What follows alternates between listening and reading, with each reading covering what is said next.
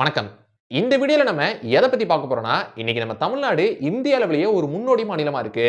அதனால இனி வரும் காலகட்டங்கள்ல தமிழ்நாட்டுக்கு வர இருக்கக்கூடிய சில முக்கியமான மெகா ப்ராஜெக்ட்ஸ் எல்லாம் என்னென்ன அப்படின்றத பத்தி தான் இந்த வீடியோல நம்ம விரிவா பார்க்க போறோம். அதுக்கு முன்னாடி நம்ம சேனல்லயே தமிழ்நாடு மெகா ப்ராஜெக்ட்ஸ் 2025 அப்படின்ற ஒரு வீடியோ மேக் பண்ணியிருந்தோம். சோ அந்த வீடியோவுடைய தொடர்ச்சி தான் இந்த ஒரு வீடியோ. சோ அந்த வீடியோ பார்க்காதவங்க டிஸ்கிரிப்ஷன்ல லிங்க் இருக்கு. கிளிக் பண்ணி பாருங்க. சோ வாங்க வீடியோக்குள்ள போலாம்.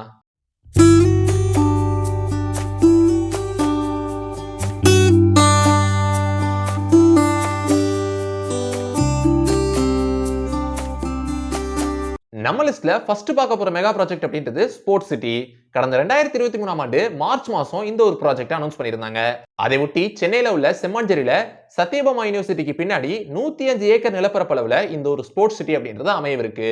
அப்படி அமையவிருக்கக்கூடிய இந்த ஒரு ஸ்போர்ட்ஸ் சிட்டில indoor and outdoor stadium, football grounds, velodrome, Olympic sized swimming pool, sports academies, training facilities, sports science facilities, அப்புறம் ஸ்போர்ட்ஸ் பர்சன்ஸ் தங்குறதுக்கான ஹாஸ்டல்ஸ், ஸ்போர்ட்ஸ் மெடிசன் சென்டர், அப்புறம் ஸ்போர்ட்ஸ் ஸ்டடீஸ்க்கான எஜுகேஷனல் இன்ஸ்டிடியூஷன்ஸ், ஸ்பான்ஸ் பார்க்ஸ் அப்படின்னு இந்த ஒரு ஸ்போர்ட்ஸ் சிட்டி அப்படின்றது சென்னையில அமையவிருக்கு.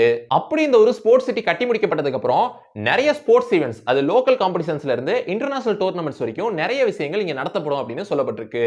So இது வந்து நம்ம மாநிலத்தினுடைய எக்கனாமியை பூஸ்ட் பண்றதுக்கும் டூரிஸ்ட்ஸை அட்ராக்ட் பண்றதுக்கும் உதவும் அப்படின்னு சொல்றாங்க. நெக்ஸ்ட் நம்ம லிஸ்ட்ல செகண்ட் பார்க்க போற மெகா ப்ராஜெக்ட் அப்படின்றது கோயம்புத்தூர் மெட்ரோ ப்ராஜெக்ட். சோ இந்த கோயம்புத்தூர் மெட்ரோ ப்ராஜெக்ட்டை கடந்த 2010ஆம் ஆண்டே நம்ம இந்திய அரசாங்கம் வந்து ப்ரோபோஸ் பண்ணியிருந்தாங்க. ஆனா 2011ஆம் ஆண்டு நம்ம தமிழ்நாடு அரசு மெட்ரோ ரயிலுக்கு பதிலா மோனோ ரயிலை கொண்டு வரலாம் அப்படின்னு சஜஸ்ட் பண்ணாங்க. இதனால இந்த ப்ராஜெக்ட் தள்ளி போயிட்டே இருந்துச்சு. சோ இதுக்கப்புறம் 2013ஆம் ஆண்டு ஸ்ரீதரன் அப்படின்னு சொல்லப்படுற ஒருவர் கோயம்புத்தூர்ல இந்த மெட்ரோ ரயில் ப்ராஜெக்ட் பாசிபிளா அப்படின்னு ஒரு சர்வே கண்டக்ட் பண்ணாரு. அந்த சர்வேயுடைய முடிவா வந்து கோயம்புத்தூர்ல மெட்ரோ ரயில் பாசிபிள் அப்படின்னு சொல்லப்பட்டுச்சு. இதுக்கப்புறம் பல வருடங்கள் கழிச்சு இப்ப கோயம்புத்தூர்ல 147 கிலோமீட்டர் தூரத்துக்கு இந்த மெட்ரோ ரயில் ப்ராஜெக்ட் அப்படின்றது 5 லைன்ஸா அமையவிருக்கு. இதை தொடர்ந்து இந்த மெட்ரோ ப்ராஜெக்டுடைய டீடைல்டு ப்ராஜெக்ட் ரிப்போர்ட்டை கடந்த 2023ஆம் ஆண்டு ஜூலை மாசம் தமிழ்நாடு அரசு கிட்ட தரப்பட்டுச்சு. அதை தொடர்ந்து தமிழ்நாடு அரசும் 2024 பிப்ரவரி மாசம் இந்த ப்ராஜெக்ட்டுக்கான அப்ரூவலையும் கொடுத்துட்டாங்க. இப்போ கரண்டா சென்ட்ரல் கவர்மெண்ட்டுடைய அப்ரூவலுக்காண்டி இந்த ப்ராஜெக்ட் வெயிட் பண்ணிட்டு இருக்கு. நெக்ஸ்ட் நம்ம லிஸ்ட்ல மூணாவதா பார்க்க போற மெகா ப்ராஜெக்ட் அப்படின்றது Trichy new mega bus stand. Trichy Madurai ஹைவேஸ்ல உள்ள பஞ்சப்பூர்ல 40 ஏக்கர் நிலப்பரப்புல ரூபாய் 492 கோடி ரூபாய் செலவுல இந்த ஒரு பஸ் ஸ்டாண்ட் அப்படின்றது அமையவிருக்கு. அப்படி இந்த ஒரு பஸ் ஸ்டாண்ட் வந்ததுக்கு அப்புறம் ஆவரேஜா ஒரு நாளைக்கு 400 பஸ்ஸஸ் இந்த ஒரு பஸ் ஸ்டாண்ட்ல ஆபரேட் பண்ணப்படும் அப்படின்னு சொல்றாங்க. அது மட்டும் இல்லாம இந்த ஒரு பஸ் ஸ்டாண்டுடைய பார்க்கிங் ஸ்பேஸ்ல மட்டுமே 586 கார்ஸ், 1125 பைக்ஸ், 350 ஆட்டோஸ் வரைக்கும் பார்க் பண்ணிக்கலாம் அப்படின்னு சொல்றாங்க. அது மட்டும் இல்லாம இந்த ஒரு பஸ் ஸ்டாண்டுடைய கிரவுண்ட் ஃப்ளோர்ல மட்டுமே 149 ஷாப்ஸும், ஃபர்ஸ்ட் ஃப்ளோர்ல 190 ஷாப்ஸும் அமையவிருக்கு அப்படின்னு சொல்றாங்க. அது மட்டும் இல்லாம இந்த ஒரு பஸ் ஸ்டாண்டுக்கு பக்கத்திலேயே 2.8 ஏக்கர் நிலப்பரப்பளவுல 65 கோடி ரூபாய் செலவுல ஒரு டெர்க் டெர்மினலும் அமையவிருக்கு. அப்படி அமையவிருக்கக்கூடிய அந்த டெர்க் டெர்மினல்ல கிட்டத்தட்ட 300 ட்ரக்ஸ் வரைக்கும் பார்க் பண்ணிக்கலாம் அப்படின்னு சொல்றாங்க.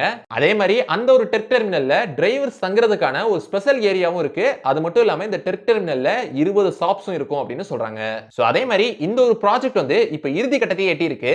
அதன்படி இந்த ஒரு பஸ் ஸ்டாண்ட் வரும் 2025 ஜனவரி மாசம் கட்டி முடிக்கப்பட்டு திறக்கப்படும் அப்படின்னு சொல்லப்படுது. நெக்ஸ்ட் நம்ம லிஸ்ட்ல நாலாவதா பார்க்க போற மெகா ப்ராஜெக்ட் அப்படின்றது ஜுவல்லரி பார்க்.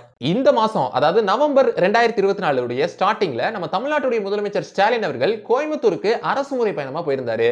அப்போ வந்து கோயம்புத்தூருக்கான நிறைய முக்கியமான ப்ராஜெக்ட்ஸ் எல்லாம் அனௌன்ஸ் பண்ணாரு. அதுல ஒண்ணுதான் இந்த ஒரு ஜுவல்லரி பார்க். கோயம்புத்தூர்ல உள்ள குறிச்சி இண்டஸ்ட்ரியல் எஸ்டேட்ல ரூபாய் 126 கோடி ரூபாய் செலவுல இந்த ஒரு ஜுவல்லரி பார்க் அப்படின்றது அமையவிருக்கு. அப்படி அமையவிருக்கக்கூடிய இந்த ஒரு ஜுவல்லரி பார்க்ல ஜுவல்லரி இண்டஸ்ட்ரீஸ்க்கு தேவையான எல்லா ஃபெசிலிட்டிஸோட NABL அக்ரிடேட்டட் லேபோட இந்த ஒரு ஜுவல்லரி பார்க் அப்படின்றது அமையவிருக்கு. நெக்ஸ்ட் நம்ம லிஸ்ட்ல அஞ்சாவதா பார்க்க போற மெகா ப்ராஜெக்ட் அப்படின்றது Periyar library and science centre. அதாவது நம்ம எல்லாருக்குமே தெரியும் சென்னையில அண்ணா நூற்றாண்டு நூலகம் அப்படின்ற ஒரு நூலகம் இருக்கு. இது ஏசியாலே இருக்கக்கூடிய one of the biggest library. அதே மாதிரி சமீபத்துல வந்து மதுரையில பிரம்மாண்டமான முறையில கலைஞர் நூற்றாண்டு நூலகம் அப்படின்ற ஒரு லைப்ரரியை கட்டியிருந்தாங்க. அதனை தொடர்ந்து தான் இப்ப கோயம்புத்தூர்ல தந்தை பெரியாரின் பெயரால இந்த ஒரு லைப்ரரி அப்படின்றது அமையவிருக்கு. அப்படி கோயம்புத்தூர்ல உள்ள அனுப்பர் பாளையத்துல ரூபாய் 300 கோடி ரூபாய் செலவுல கட்டப்பட இருக்கிற இந்த ஒரு தந்தை பெரியார் நூலகத்துக்கு இந்த மாசம் நவம்பர் 2024 தான் நம்ம தமிழ்நாட்டுடைய முதலமைச்சர் ஸ்டாலின் அவர்கள் அடிக்கல் நாட்டினாரு.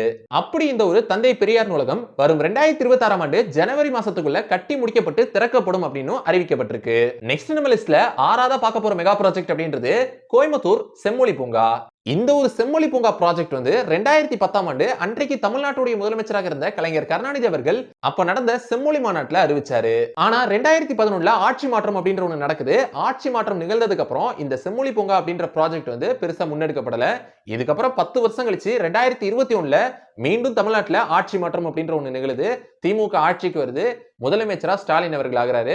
இதுக்கப்புறம் இந்த ஒரு திட்டம் அப்படின்றது மீண்டும் முன்னெடுக்கப்படுது. அதை ஒட்டி கோயம்புத்தூர்ல உள்ள சென்ட்ரல் பிரிசன் கிரவுண்ட்ஸ்ல 45 ஏக்கர் நிலப்பரப்புல ரூபாய் 170 கோடி ரூபாய் செலவுல இந்த ஒரு செம்மொழி பூங்கா அப்படின்றது அமைக்கப்பட்டு வருது. அப்படி அமைக்கப்பட்டு வர்ற இந்த ஒரு செம்மொழி பூங்கா அப்படின்றது வரும் 2025 ஜூன் மாசம் கட்டி முடிக்கப்பட்டு திறக்கப்படும் அப்படின்னு அறிவிக்கப்பட்டிருக்கு.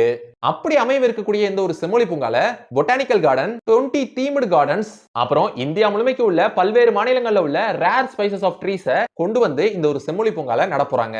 அதோட சேர்த்து ஒரு மினி வாட்டர் ஃபால், அப்புறம் 1000 சீட்ஸ் கொண்ட கன்வென்ஷன் சென்டர், அப்புறம் 15 லேக் லிட்டர்ஸ் கெபாசிட்டி உடைய ஸ்டோரேஜ் சம்ஸ், அப்புறம் ஒரு மியூசியம், கார்டன்ஸ், ஃப்ரீ வைஃபைன்னு இன்னும் பல ஃபீச்சர்ஸோட இந்த ஒரு செம்மொழி பூங்கா அப்படின்றது அமைவிருக்கு. நெக்ஸ்ட் நம்ம லிஸ்ட்ல 7ஆவதா பார்க்க போற மெகா ப்ராஜெக்ட் அப்படின்றது ஃபின்டெக் சிட்டி. கடந்த ஜூன் 17, 2023ஆம் ஆண்டு நம்ம தமிழ்நாட்டுடைய முதலமைச்சர் ஸ்டாலின் அவர்கள் சென்னையில உள்ள நந்தம்பாக்கத்துல இந்த ஃபின்டெக் சிட்டியை கட்டுறதுக்கான அந்த அடிக்கலை வந்து நாட்டினாரு. அதன்படி வரும் 2025ஆம் ஆண்டுக்குள்ள இந்த ஒரு ஃபின்டெக் சிட்டி அப்படின்றது கட்டி முடிக்கப்படும் அப்படின்னு எதிர்பார்க்கப்படுது. இந்த ஒரு ஃபின்டெக் சிட்டியை தமிழ்நாடு இண்டஸ்ட்ரியல் டெவலப்மெண்ட் கார்ப்பரேஷன், அதாவது டிட்கோ தான் இந்த ஒரு ப்ராஜெக்ட்டை செய்றாங்க. இந்த ஒரு ஃபின்டெக் சிட்டியை அமைக்கிறதுக்கான ஒரு முக்கிய காரணம் என்ன இருக்கு அப்படின்னா, ஃபினான்சியல் டெக்னாலஜி செக்டார்ல தமிழ்நாடு க்ரோ ஆகிறதுக்கு தான் இந்த ஒரு ஃபின்டெக் சிட்டியை மெயினா கட்டுறாங்க. அப்படி வர இருக்கக்கூடிய இந்த ஒரு ஃபின்டெக் சிட்டில நிறைய commercial spaces, residential areas, luxury hotels, ஒரு பெரிய பார்க், அப்புறம் ஒரு ஃபின்டெக் டவர் அப்படின்னு இந்த ஒரு ஃபின்டெக் சிட்டி அமையவிருக்கு. அப்படி அமைய இருக்கக்கூடிய இந்த ஒரு ஃபின்டெக் சிட்டினால நிறைய வேலை வாய்ப்புகள் உருவாக்கப்பட இருக்கு. அதே மாதிரி நிறைய இன்வெஸ்ட்மெண்ட்ஸ் வர இருக்கு. அப்புறம் இதனால தமிழ்நாட்டுடைய எக்ஸ்போர்ட்ஸும் பூஸ்ட் ஆகும். அப்புறம் ஃபினான்சியல் லிட்டரசியை இம்ப்ரூவ் பண்றதுக்கும் இது ஒரு உதவியா இருக்கும். நெக்ஸ்ட் நம்ம லிஸ்ட்ல 8ஆவதா பார்க்க போற மெகா ப்ராஜெக்ட் அப்படின்றது சென்னை பெரிப்ரல் ரிங் ரோடு. கிட்டத்தட்ட 1123 கோடி ரூபாய் செலவுல சென்னையில 133 கிலோமீட்டர் தூரத்துக்கு இந்த ஒரு சென்னை பெரிப்ரல் ரிங் ரோடு அப்படின்றது அமையவிருக்கு. அப்படி அமைய இருக்கக்கூடிய இந்த ஒரு பெரிப்ரல் ரிங் ரோடு அப்படின்றது மொத்தம் 5 செக்ஷன்ஸா பிரிக்கப்பட்டிருக்கு.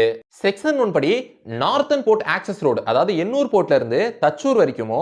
செக்ஷன் 2 படி தச்சூர்ல இருந்து திருவள்ளூர் பைபாஸ் ஸ்டார்டிங் வரைக்குமோ. செக்ஷன் 3 படி திருவள்ளூர் பைபாஸ் ஸ்டார்டிங்ல இருந்து ஸ்ரீபெரும்புதூர் வரைக்குமோ. செக்ஷன் 4 படி ஸ்ரீபெரும்புதூர்ல இருந்து சிங்கப்பெருமாள் கோயில் வரைக்குமோ. செக்ஷன் 5 படி சிங்கப்பெருமாள் கோயில்ல இருந்து மகாபலிபுரம் வரைக்கும்னு இந்த ஒரு சென்னை பெரிப்ரல் ரிங் ரோடு அப்படின்றது 5 செக்ஷன்ஸா பிரிக்கப்பட்டிருக்கு. அப்படி அமைய இருக்கக்கூடிய இந்த ஒரு சென்னை பெரிப்ரல் ரிங் ரோட்ல மொத்தம் 10 லேன்ஸ் அப்படின்றது இருக்கும் அப்படின்னு சொல்றாங்க. அதுல 6 லேன்ஸ் வந்து சென்ட்ரலையும், 2 லேன்ஸ் வந்து ரோட்டோடைய 2 பக்கத்துல சர்வீஸ் ரோட்ல 2 லேன்ஸும் இருக்கும் அப்படின்னு சொல்றாங்க. சோ இந்த ஒரு சென்னை பெரிப்ரல் ரிங் ரோடு அப்படின்றது வந்ததுக்கு அப்புறம் சென்னையில டிராபிக் அப்படின்ற ஒண்ணு அதிக அளவுல கட்டுப்படுத்தப்படும் அப்படின்னு எதிர்பார்க்கப்படுது. சோ இத பத்தி தான் இந்த வீடியோல நான் உங்ககிட்ட ஷேர் பண்ணிக்கலாம் அப்படின்னு நினைச்சேன். சோ இந்த வீடியோ உங்களுக்கு பிடிச்சிருந்துச்சுனா லைக் பண்ணுங்க, உங்க ஃப்ரெண்ட்ஸ்க்கு ஷேர் பண்ணுங்க, அப்புறம் மறக்காம நம்ம சேனலை சப்ஸ்கிரைப் பண்ணிட்டு பக்கத்துல உள்ள பெல் ஐகானை கிளிக் பண்ணிக்கோங்க. So see you next video. Until signing off by Sabri Karthik.